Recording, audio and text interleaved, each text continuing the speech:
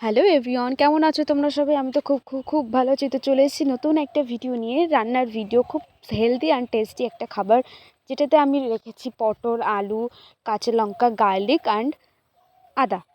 তো এই সিম্পলভাবে এই রান্নাটা করব। তোমরা ব্রেকফাস্টে খেতে পারো অ্যান্ড রাত্রেও খেতে পারো যদি তোমাদের মন চায়। তাহলে হেলদি, ভীষণ টেস্টি একটা খাবার। তো আগে থেকেই বলছি, আমার ভয়েসটা একটু খারাপ আছে, কারণ কি অডিওটা একটু ভালো আসছে না। তো যাই হোক, তোমরা একটু ম্যানেজ করে নিও। তো প্রথমেই আমি কাঁচা লঙ্কা, পটল, আলু সব কিছু কুচিয়ে নিয়েছি ভালো করে ধুয়ে।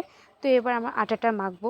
আটাটা মাখার জন্য 1 কাপ আটা, জল, সামান্য পরিমাণে একটু লবণ, কাঁচা লঙ্কা, শুকনো লঙ্কা দিতেও পারো, নাও দিতে পারো, যেটা তোমাদের ইচ্ছা। তো আমি কাঁচা লঙ্কা দিয়েই করেছি। তো ভালো করে ফেটিয়ে আর এর মধ্যে তোমরা সবই দিতেও পারো, নাও দিতে পারো। সবিনটা মাস্ট, এমন কোনো কথা নেই। আমাদের ভালো লেগেছিলো তাই আমরা সবিনটা দিয়েছিলাম। তো সবিনটা ভালো করে সেদ্ধ করে, তারপর সবিনটা ভালো করে কুচিয়ে হালকা একটু ফ্রাই প্যানে অল্প একটু তেল দিয়ে ভালো করে সব কিছু ফ্রাই করে নিয়েছি। ফ্রাই করে নেওয়ার পর,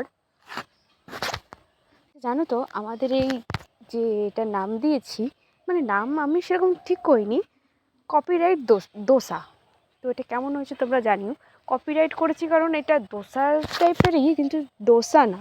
তো যাই হোক, এই জন্য আমি দিয়েছি কপিরাইট দোসা। তখন দোসার প্রস্তুতি চলছে, কিছুটা দোসার মতো, আবার কিছুটা আমরা বলি যে গোলা রুটি, সেরকমও কিছুটা গোলা রুটি আছে। তো যাই হোক, আমি আগে দোসা টাইপের একটা বানিয়ে নিই।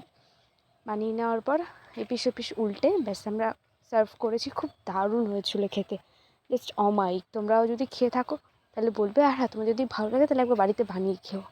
আর যদি ভালো লাগে তাহলে একটা লাইক, কমেন্ট অ্যান্ড শেয়ার করে দিও। Thank you.